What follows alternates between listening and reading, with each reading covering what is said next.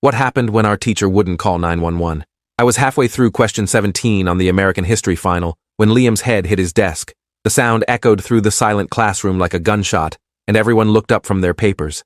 Mrs. Keller didn't even glance over from where she stood by the window, arms crossed, watching us like a prison guard.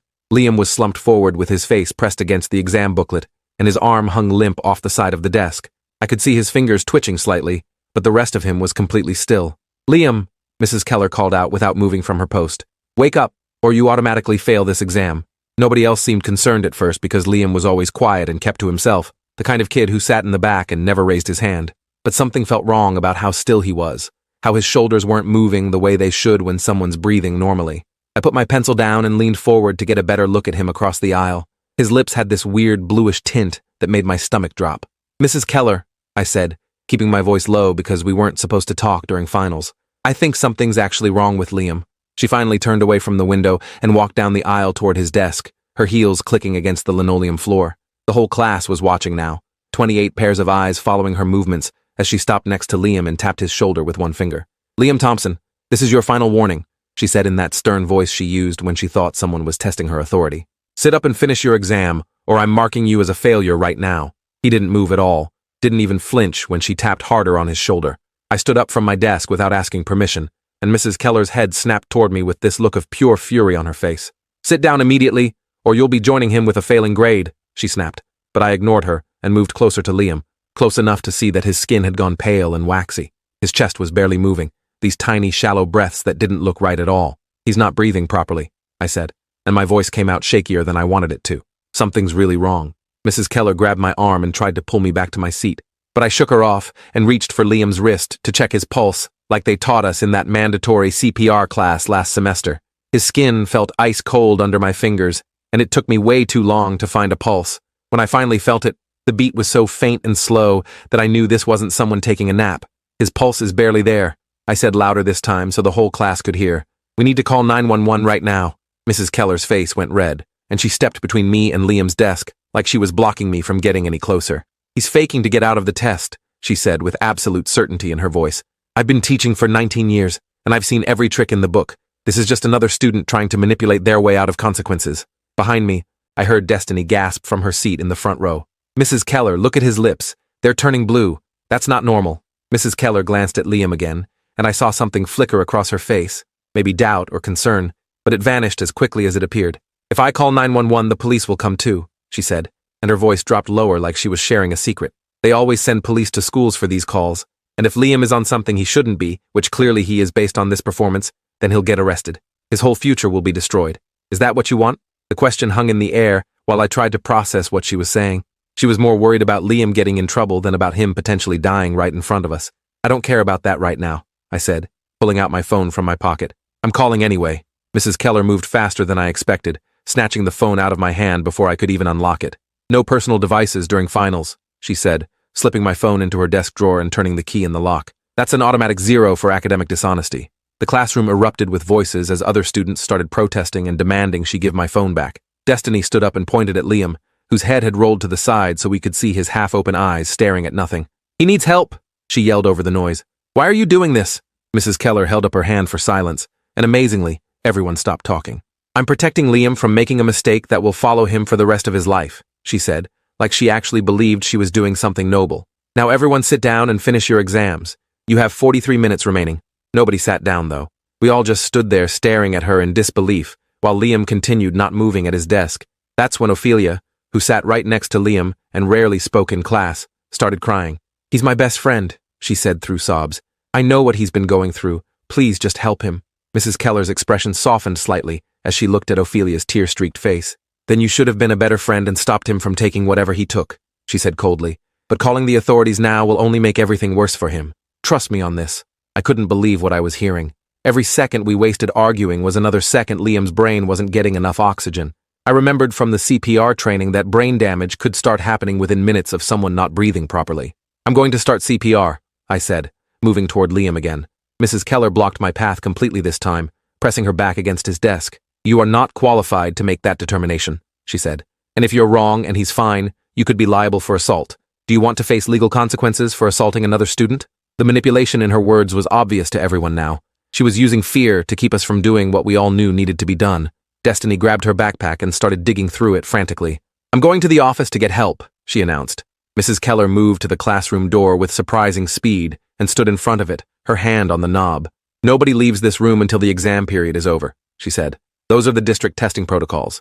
If anyone walks out that door, you all get zeros for compromised test security." I looked around at my classmates and saw the same mix of fear and anger on their faces that I felt churning in my gut. We were trapped in here with a teacher who cared more about test scores than someone's life. Liam's breathing had become even more shallow, these tiny gasps that barely moved his chest at all. Ophelia pushed past Mrs. Keller and knelt next to Liam's desk, grabbing his hand and squeezing it. "Liam, please wake up," she begged. "Please don't do this. I need you to be okay." Mrs. Keller reached down and pulled Ophelia away by her shoulder, not roughly but firmly enough to make her stumble backward. "Emotional theatrics won't change my decision," she said. "Now everyone back to your seats immediately." That's when something inside me snapped. I walked straight up to Mrs. Keller and looked her dead in the eye. "If he dies because you wouldn't let us help him, that's on you," I said as calmly as I could manage even though my hands were shaking. "I hope you can live with that." She blinked once, twice, and I thought maybe I'd gotten through to her, but then her jaw set in that stubborn way, and she crossed her arms. "He's not going to die from being dramatic," she said. "You're all overreacting to a situation you don't understand." Behind us, there was a horrible sound as Liam started making this wet, gurgling noise in his throat. Ophelia screamed, and several other students jumped up from their seats. His body had gone completely limp, and now even I could tell he'd stopped breathing entirely. "Move," I said to Mrs. Keller, and when she didn't, I shoved past her toward Liam. She grabbed my arm, but I pulled free and dropped to my knees next to his desk. Up close, I could see his pupils were tiny pinpoints, and his skin felt like touching ice. I'd never done CPR on a real person before, only on the plastic dummy in health class, but I tilted his head back and checked his airway the way we'd been taught. "Someone time me," I yelled while positioning my hands on his chest. Destiny pulled out her contraband phone that she'd hidden in her bra and started the timer. "I've got you," she said. I started compressions, counting out loud and trying to remember the right rhythm. Mrs. Keller was on her classroom phone now, but she wasn't calling 911 like she should have been. I could hear her talking to someone at the main office, her voice low and urgent as she explained the situation in a way that made it sound like we were the problem. "One student is having what appears to be a medical episode," she was saying, "but I have concerns about the validity of the emergency given the timing during finals." My arms were already burning from the compressions, and I was only on number 15. Liam's chest felt wrong under my hands, too still and too cold, and I wondered if I was doing more harm than good. "Is he breathing yet?" Ophelia asked from somewhere behind me, her voice cracking. "Not yet," I said, trying to keep my own panic under control. "Someone count for me. I keep losing track." Destiny moved closer and started counting out loud while I pumped Liam's chest over and over. At 30 compressions, I stopped and tried to give rescue breaths the way we'd learned, tilting his head back and pinching his nose shut. His lips were freezing cold against mine and tasted like nothing, like death already. I breathed into his mouth twice and watched his chest barely rise. Nothing changed. He still wasn't breathing on his own. I went back to compressions, my arms shaking now from the effort. Mrs. Keller had finished her phone call and was standing behind her desk watching us with this unreadable expression on her face. "The nurse is on her way," she announced. "You can stop that now. The nurse can't fix this," I panted between compressions. "He needs paramedics. He needs a hospital." Mrs. Keller shook her head slowly. "The nurse will determine if we need to escalate to that level," she said.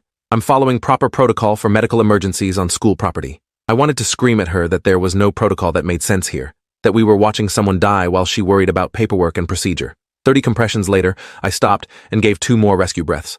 Still nothing. Liam's face was taking on a grayish tint now, and I knew that couldn't be good. "How long has it been?" I asked Destiny. She checked her phone with trembling hands. 4 minutes and 18 seconds since you started CPR. 4 minutes.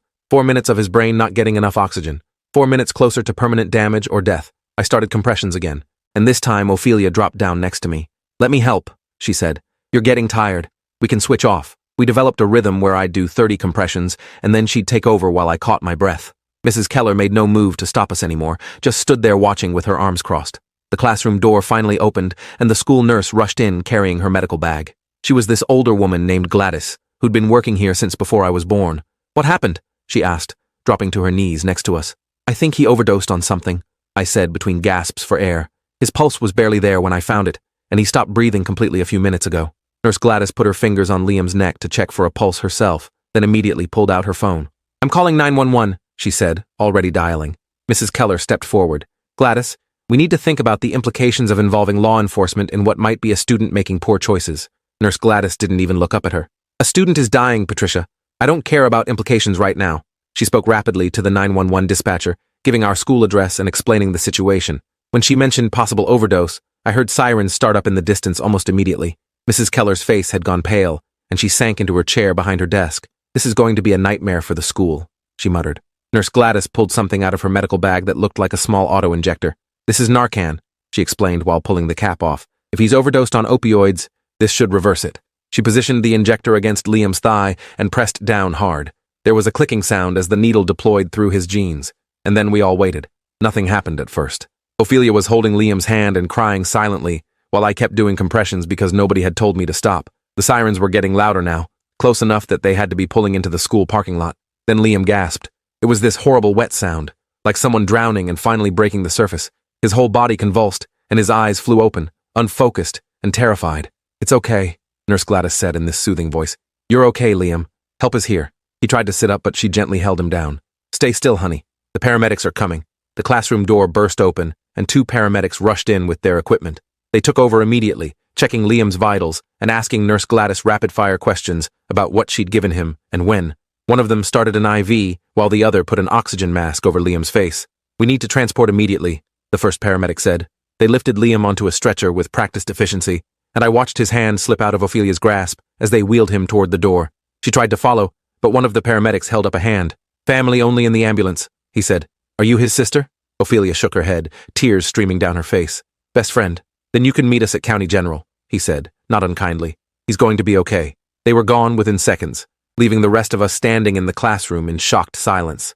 My arms were still shaking from the CPR, and there was this weird ringing in my ears that wouldn't go away. Mrs. Keller stood up slowly from behind her desk. "Everyone back to your seats," she said in this hollow voice. "You still have 31 minutes to complete your exams." Nobody moved. We all just stared at her like she'd lost her mind. "You can't be serious," Destiny said. "We just watched someone almost die."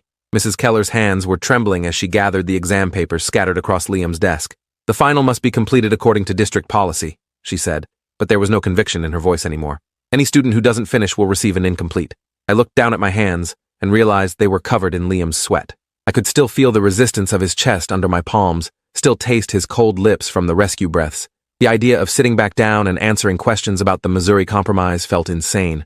"I'm done," I said, grabbing my backpack from where I'd left it by my desk. "I don't care about the grade." Destiny stood up too. "Same." One by one, the rest of the class started packing up their things. Within 2 minutes, everyone was standing with their bags, ready to walk out. Mrs. Keller looked around at all of us with something close to panic in her eyes. "You're all going to fail," she said. "Every single one of you." Ophelia was the one who responded, her voice steady, despite the tears still on her cheeks. "At least we'll fail knowing we tried to save someone's life," she said. "What will you have?" Mrs. Keller didn't have an answer for that. We filed out of the classroom in silence, leaving her alone with stacks of unfinished exams. Out in the hallway, Ophelia grabbed my arm. "Thank you," she said. "If you hadn't started CPR, he'd be dead right now." The words settled over me like a weight. He'd be dead. We'd been that close to watching someone die in American history class on a random Thursday in May. Principal Whitmore was waiting in the hallway with several security guards, his face red and his tie loosened like he'd been running. "What the hell happened in there?" he demanded. "Mrs. Keller called saying you all abandoned your finals." I explained everything while the other students nodded along and added details I'd missed. Principal Whitmore's expression changed from angry to horrified, to something I couldn't quite read as I described how Mrs. Keller had refused to call 911 and locked my phone in her desk. She was worried about Liam getting arrested, I finished. She said calling the police would ruin his future. Whitmore's jaw clenched. "Wait here," he said, then disappeared into Mrs. Keller's classroom. Through the small window in the door, I could see him talking to her, his gestures becoming more animated as the conversation went on. She was shaking her head and pointing at the exam papers like they proved something. He pulled out his own phone and made a call while she watched with her arms crossed defensively. When he came back out, his face was carefully neutral. "You're all excused for the day," he said. "Go home. We'll figure out the exam situation later." Destiny wasn't satisfied with that answer. "What's going to happen to Mrs. Keller?" she asked. "That's a personnel matter I can't discuss with students," Whitmore said in that administrator voice that meant the conversation was over. But we all knew what that meant. Nothing was going to happen, or at least nothing we'd ever hear about. The school would protect its own, sweep this under the rug, maybe give her a stern warning in private and call it handled. I went home and spent the rest of the afternoon sitting on my bed staring at the wall. My mom came home from work and found me like that, still in the clothes that smelled like sweat and fear. "What's wrong?" she asked, sitting next to me. I told her everything. She listened without interrupting, and when I finished, she pulled me into a hug so tight I could barely breathe. "You did the right thing," she said. "You saved that boy's life." But it didn't feel like victory. It felt hollow and wrong, like I'd won a battle, but the war was still raging. That night, Ophelia texted the whole class with an update. Liam was stable at County General. The doctors said the Narcan had saved him, and if we'd waited even a few more minutes, he would have suffered permanent brain damage or death. She didn't mention what he'd taken or why, and nobody asked. The next morning, I showed up to school dreading what would happen next. Would Mrs. Keller be there? Would we have to pretend everything was normal? Would the administration acknowledge what happened or sweep it under the bureaucratic rug? I got my answer when I walked into American history and found a substitute teacher sitting at Mrs. Keller's desk. A thin woman with graying hair and kind eyes who introduced herself as Ms. Novak and explained that Mrs. Keller would be out for the foreseeable future due to personal reasons. The class exchanged glances, but nobody said anything. Personal reasons. That's what they were calling it. Ms. Novak announced that our finals would be rescheduled and the previous day's exam would not count toward our grades. I understand there was an incident yesterday, she said carefully. The administration wanted me to let you know that counselors are available if anyone needs to talk about what happened. During lunch, I found Ophelia sitting alone in the cafeteria, picking at a sandwich she wasn't eating. I sat down across from her without asking if it was okay. How are you holding up? I asked.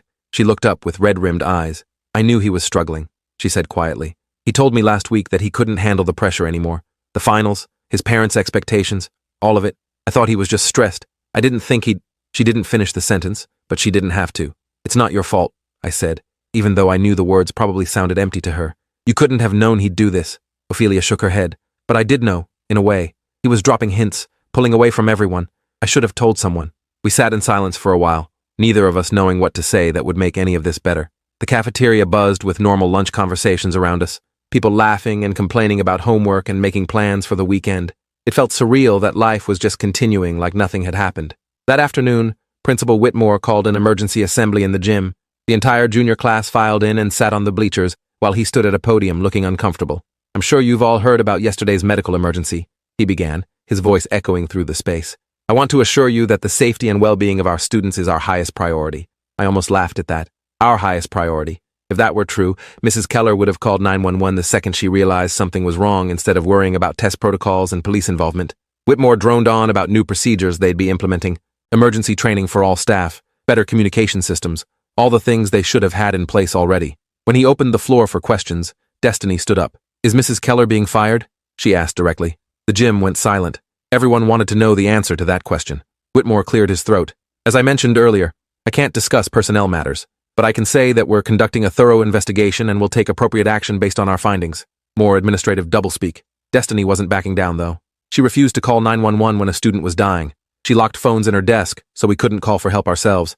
She cared more about test scores than someone's life. What investigation is needed? A few students started clapping, and then more joined in until the gym was filled with applause. Whitmore's face turned red. That's enough, he said firmly. I understand you're upset, but there are proper channels for these concerns. Making accusations in a public forum is not productive, but the damage was done. The whole school knew what had happened now, and no amount of administrative spin could change the narrative. Word spread like wildfire, and by the end of the day, Mrs. Keller's story was all over social media. I spent the next week in this weird limbo where everything felt both too intense and oddly normal at the same time. Classes continued, homework got assigned, other teachers acted like nothing had happened. But there was this undercurrent of tension running through everything, this unspoken awareness that we'd all witnessed something that couldn't be undone. Ophelia started a petition demanding the school implement better emergency response protocols and mandatory mental health training for all staff. Within 3 days, over 800 students had signed it. She presented it to Principal Whitmore with photographers from the local newspaper there to document the moment. 2 weeks after the incident, I got called to the principal's office. Whitmore sat behind his desk with a woman I didn't recognize, someone in a gray suit who introduced herself as Felicia Ramos from the district's legal department. We wanted to thank you for your quick thinking during the emergency, Ramos said with a practiced smile. Your actions likely saved a fellow student's life. I waited for the other shoe to drop. There was always another shoe. However, she continued, and there it was. We need to discuss some concerns about the narrative that's developed around this incident. Mrs. Keller has retained legal counsel, and there are claims being made that don't align with her account of events. My stomach dropped. Her account? I repeated. What's her version exactly? Ramos pulled out a folder and flipped it open. Mrs. Keller maintains that she was in the process of calling for help when you and other students became confrontational and prevented her from following proper emergency protocols. She says the situation escalated due to student misconduct rather than any negligence on her part. I couldn't believe what I was hearing. She was trying to rewrite history, to make herself the victim, and us the problem. That's a lie, I said flatly. She refused to call 911, She said it would ruin Liam's future if police got involved. She locked my phone in her desk when I tried to call myself. Whitmore shifted uncomfortably in his seat. The issue is that it becomes a matter of conflicting accounts. Without physical evidence or recordings, we have to consider both perspectives. There were 28 witnesses, I said, my voice rising. Everyone in that classroom saw what happened. Ramos nodded like she'd expected this response. Student testimony can be problematic in these situations. Memories become influenced by group dynamics, and teenagers are particularly susceptible to social pressure to conform to a dominant narrative. She was calling us liars without actually saying the words, calling our memories unreliable because we were teenagers, as if being young automatically made us incapable of knowing what we'd seen with our own eyes. Is there anything else? I asked coldly. Because I have class. Whitmore sighed. We're not trying to attack your character or doubt your intentions. We just need you to understand that this situation is complicated, and resolution may not look the way you expect it to. I stood up. What I understand is that a teacher almost let someone die because she was more worried about test scores than human lives, and now the school is more concerned with protecting her than admitting something went horribly wrong. Is that complicated enough? I walked out without waiting to be dismissed. That night, my mom got a call from Ramos, asking if we'd be willing to sign a statement acknowledging that Mrs. Keller's actions had been reasonable under the circumstances, in exchange for the school covering any therapy costs I might need from the trauma of the incident. Mom told her exactly where she could shove that statement. The story hit the local news 3 days later. A reporter had gotten hold of my 911 call, or rather, the lack of one, because of Mrs. Keller locking my phone away. They played the dispatch logs, showing that the only call that came in was from Nurse Gladys, a full 8 minutes after students first noticed Liam in distress. 8 minutes. An eternity when someone's dying. The news segment interviewed Ophelia, who explained through tears how her best friend had nearly died while a teacher prioritized test protocol over human life. They interviewed Destiny, who described watching Mrs. Keller physically block the door to prevent anyone from leaving to get help. And they tried to interview me, but my mom said no. She didn't want me more involved in this than I already was, didn't want me to become the face of this tragedy. Public pressure mounted. Parents started showing up to school board meetings demanding accountability. The teachers' union released a statement defending Mrs. Keller's right to due process while carefully avoiding any specifics about what she'd actually done. Local advocacy groups picked up the story, and suddenly our small suburban school was being held up as an example of everything wrong with prioritizing standardized testing over student well-being. Through it all, Liam stayed silent. He'd been released from the hospital after 3 days and immediately transferred to a psychiatric facility for evaluation and treatment. Ophelia was the only one of us who got to visit him, and she came back from those visits looking exhausted and sad. He's not ready to talk about what happened, she told us one day at lunch. He's embarrassed that everyone knows now, embarrassed that he failed at even trying to die. The words hit hard. He'd been trying to die. This wasn't an accidental overdose or a stupid mistake.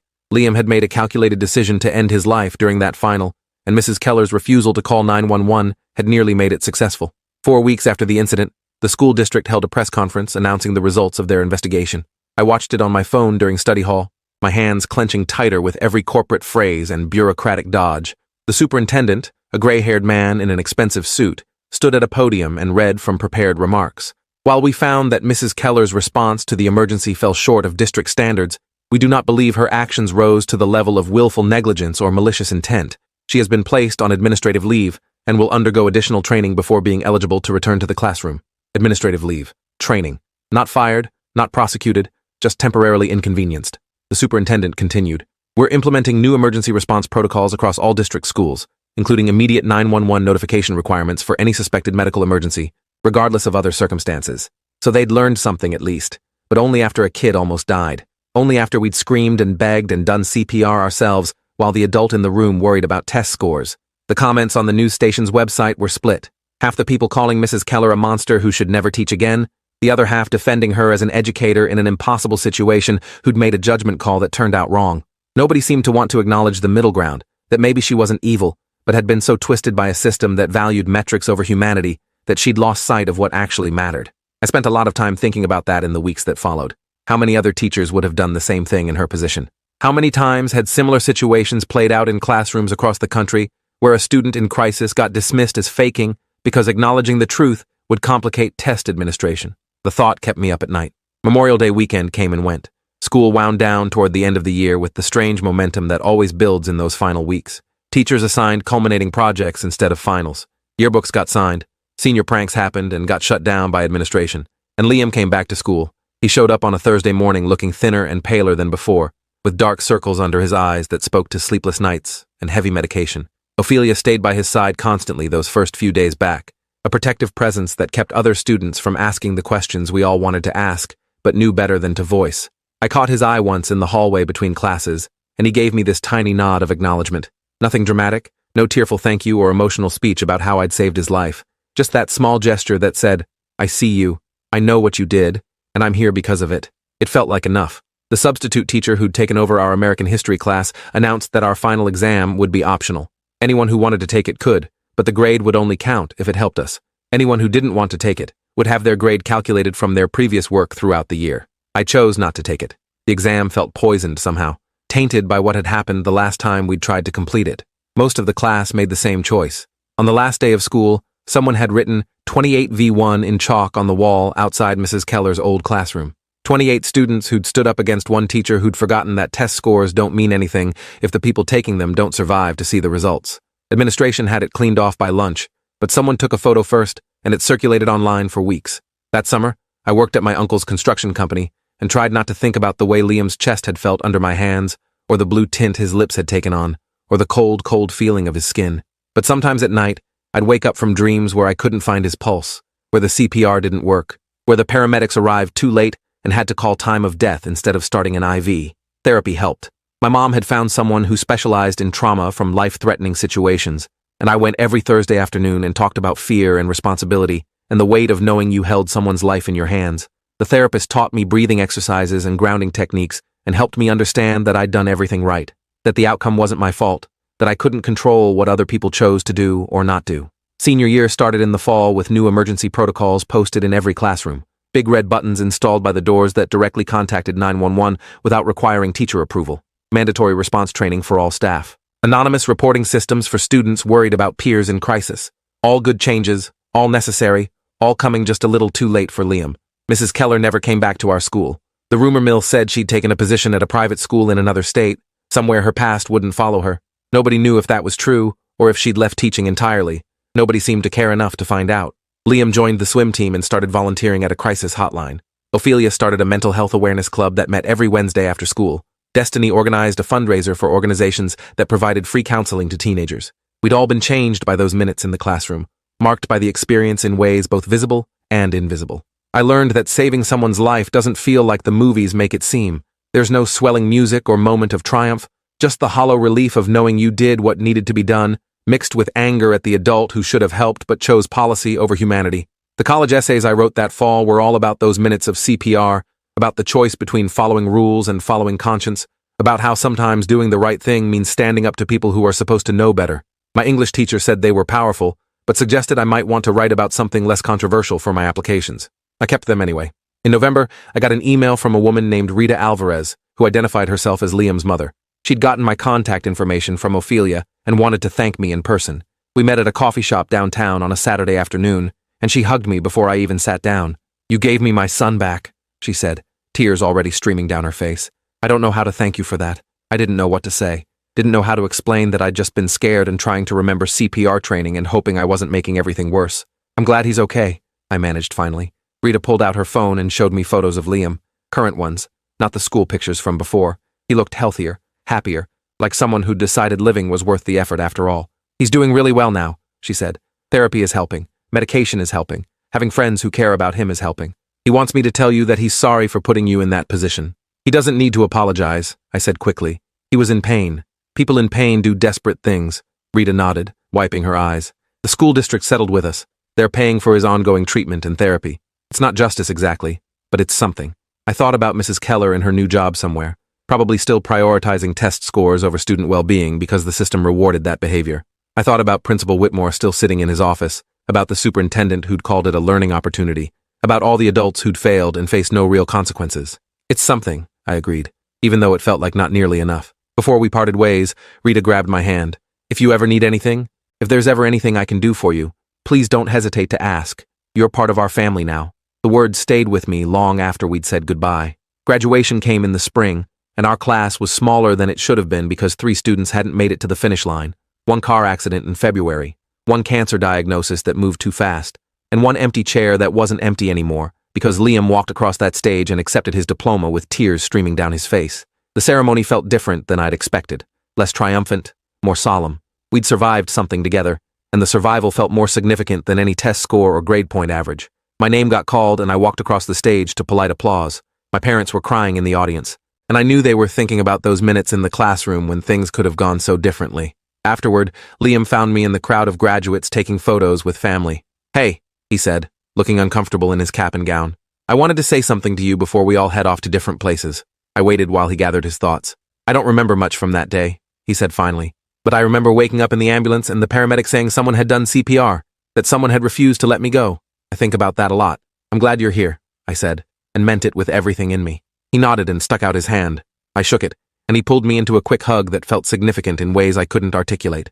We said goodbye with promises to keep in touch that we both knew we probably wouldn't keep. People move on, lives diverge, and sometimes the bonds formed in trauma don't survive the transition to normal life. That night, I sat on my bed looking at photos from graduation and thought about Mrs. Keller. Was she thinking about us too? Did she ever wonder what happened to the student she'd almost let die in her classroom? Did she feel guilt? Or did she still believe she'd been right to prioritize protocol over panic? I'd never know. And maybe that was for the best. College started in the fall, and I declared a major in public health with a focus on emergency response systems. If I couldn't change what had already happened, at least I could work toward making sure it happened less frequently to other people in other schools. The CPR certification I'd gotten in high school wasn't enough anymore. I took advanced courses, became an EMT, volunteered with crisis response teams. Every time I responded to a call, I thought about Liam's cold skin and shallow breathing. Thought about the minutes that had mattered so much, and the adult who'd thought they didn't matter at all. I learned that the system I'd grown up in, the one that had almost killed my classmate, wasn't unique to our school or our district. It was everywhere. This tendency to prioritize metrics and protocols over human needs, test scores over safety, compliance over compassion, control over care, and I learned that changing systems meant working within them, understanding them, finding the pressure points where one person's actions could make a difference. It was slow work, frustrating work that often felt futile. But every time I helped implement a new emergency protocol or trained a group of teachers on crisis response or convinced an administrator that student well-being had to come before test security, I thought about those 28 students who'd stood together against authority because we'd known, even as teenagers, that something was terribly wrong.